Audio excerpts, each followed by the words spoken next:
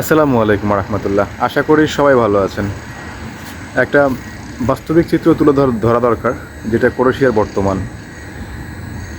গত মাসখানেক বা 1 মাস 1.5 মাস সময় ধরে যা আমি দেখছি ক্রোয়েশিয়াতে হচ্ছে, এটা একেবারে বিদঘুটে অবস্থা। একদিকে হচ্ছে কেউ বলছে ভিসা হবে, কেউ বলছে ভিসা হবে না, একটা দ্বিধাদ্বন্দ্ব। আরেকদিকে হচ্ছে নতুন করে যারা আসবে তাদের জন্য, আর যারা আগে থেকে আছে ক্রোয়েশিয়াতে তাদের জন্য কিছু প্রবলেম হচ্ছে। তারা চাকরি চেঞ্জ করতে পারছে না, প্রচণ্ড পরিমাণে ধরপাকড় হচ্ছে।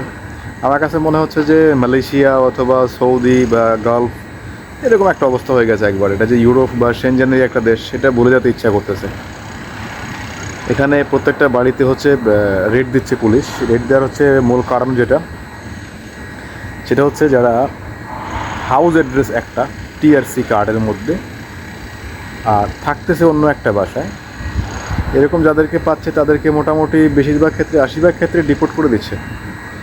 তারপরে হচ্ছে আপনার যাদের হাউস কন্ট্রাক্ট নাই, এইসব ইস্যুগুলোর কারণে কেন্দ্র করে প্রচুর পরিমাণে লোকজনকে ডিপোর্ট করে দিচ্ছে। এমনও হচ্ছে কেউ আপনার হচ্ছে বাসা থেকে বের হয়েছে, রাস্তায় পাইছে, রাস্তায় ধরে টিআরসি চেক করছে, কেউ ট্যাক্সি চালাইতে গেছে, তাদের ক্ষেত্রে হচ্ছে আপনার দেখা যাচ্ছে তারা বের হয়েছে রাস্তায় ট্যাক্সি চালাইতে, তাদের হচ্ছে আপনার পারমিট এক কোম্পানির, সে ট্যাক্সি চালাচ্ছে আরেক কোম্পানির, এই ধরনের পাইলে বের করে দিচ্ছে। যাদের হচ্ছে আপনার ট্যাক্সির লাইসেন্স আছে, সব কিছু ঠিক আছে, তার বাংলাদেশের ড্রাইভিং লাইসেন্স আছে, এখনও সে কনভার্ট করতে পারে নাই। কারণ এখানে ক্রোয়েশিয়াতে ড্রাইভিং লাইসেন্স কনভার্ট করার জন্য 6 মাস যে কোনো একটা রেসিডেন্ট অ্যাড্রেসে থাকতে হয়। 6 মাস পরে গিয়ে আবেদন করা যায় ড্রাইভিং লাইসেন্স চেঞ্জ করার জন্য। তো সেক্ষেত্রে যাদের এখনও ড্রাইভিং লাইসেন্স চেঞ্জ হয় নাই, তারা কী করবে? তো তারা ড্রাইভিং করতেছে, এখন তাদের ধরে ডিপোর্ট করতেছে। যে তাদের কারণ হচ্ছে তাদের যে ড্রাইভিং লাইসেন্স আছে বাংলাদেশের দূতাবাস থেকে তারা অ্যাটাস্টেশন করাই নিয়ে আসে নাই। অথচ এইসব ঘোষণাগুলো 10-15 দিন বা 1 মাসের মধ্যে দিছে, সব কিছু তারা চাচ্ছে হুটহাট করে হয়ে যায়। মানুষজন জানেই না এই বিষয়গুলো, সেগুলোর জন্য তাদেরকে মানুষজনকে ধরে হচ্ছে কাউকে ডিপোর্ট করে দিচ্ছে, কারোর হচ্ছে ডিপোর্টের নোটিশ মারতেছে, কারোর তো সরাসরি থানায় নিয়ে যাচ্ছে। কি একটা বিদঘুটে অবস্থা। আসলে বর্তমানে ক্রোয়েশিয়াতে যারা আছেন, যারা মূলত বেটারলি বলতে হচ্ছে একই কোম্পানিতে আছেন, এখনও চেঞ্জ করেন নাই, বা আসছেন যে কোম্পানিতে সেখানেই আছেন, অথবা গত বছর যে কোম্পানিতে টিআরসি কার্ড লাগাইছেন এই বছরও সেম কোম্পানিতে টিআরসি কার্ড লাগাচ্ছেন, তাদের ক্ষেত্রে খুব একটা প্রবলেম হচ্ছে না। কিন্তু প্রবলেমটা হচ্ছে তাদের ক্ষেত্রে, যারা একান্ত প্রবলেম হচ্ছে তাদের ক্ষেত্রে, যারা নতুন করে যারা নতুন করে হচ্ছে আপনার টিআরসি কার্ড চেঞ্জ করবেন, যারা নতুন করে চাকরি চেঞ্জ করবেন, যাদের নতুন করে টিআরসি কার্ড বানানো দরকার, এদের ক্ষেত্রে হচ্ছে প্রবলেমটা বিশাল আকারের। কেন বললাম? যারা নতুন করে হচ্ছে আপনার টিআরসি কার্ড চেঞ্জ করতে চাচ্ছেন, তারা আগে যে ওয়ার্ক পারমিটে আছেন না, ওইটাকে নতুন করে চেঞ্জ করতে গেলে বিশাল প্রবলেমে পড়তে হবে আপনাদেরকে। বিশাল প্রবলেমে কেন পড়তে হবে আমি বলছি আপনাকে। সাপোজ আপনি ইলেকট্রিশিয়ান হিসেবে আসছেন ক্রোয়েশিয়াতে, first TRC card, second TRC card, something else, আপনি আসছেন এখানে ইলেকট্রিশিয়ান হিসেবে। নতুন করে আপনি আবেদন করেছেন অন্য কোনো সেক্টরে জব করার জন্য, এক্ষেত্রে আপনাকে মনে হয় না যে টিআরসি নতুন ওয়ার্ক পারমিট আপনার জন্য ইস্যু করবে থানা, ক্রোয়েশিয়ান গভর্নমেন্ট। ওকে, আপনি জব চেঞ্জ করতে চাচ্ছেন, যদি আপনি ইলেকট্রিশিয়ান হিসেবে আসেন এবং নতুন করে আবার ইলেকট্রিশিয়ান হিসেবে আপনি নতুন পারমিটের জন্য আবেদন করেন, তাইলে খুব একটা প্রবলেম নাই, আপনি চাইলে হচ্ছে আপনার টিআরসি কার্ড নতুন পারমিট পেতে পারেন। কিন্তু জব চেঞ্জের ক্ষেত্রে আপনার পারমিট আসার সম্ভাবনা অনেক অনেক কম।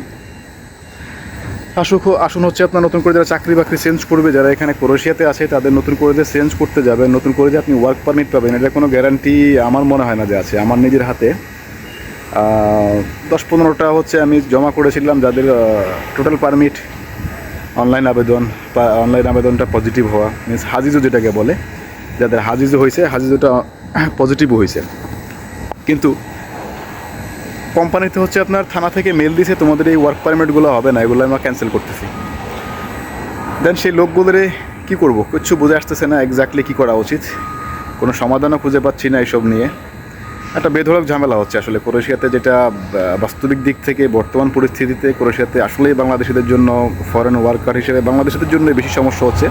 ফরেন ওয়ার্কার হিসেবে অন্যান্য দেশিদেরও সমস্যা যে হচ্ছে না ঠিক তা না।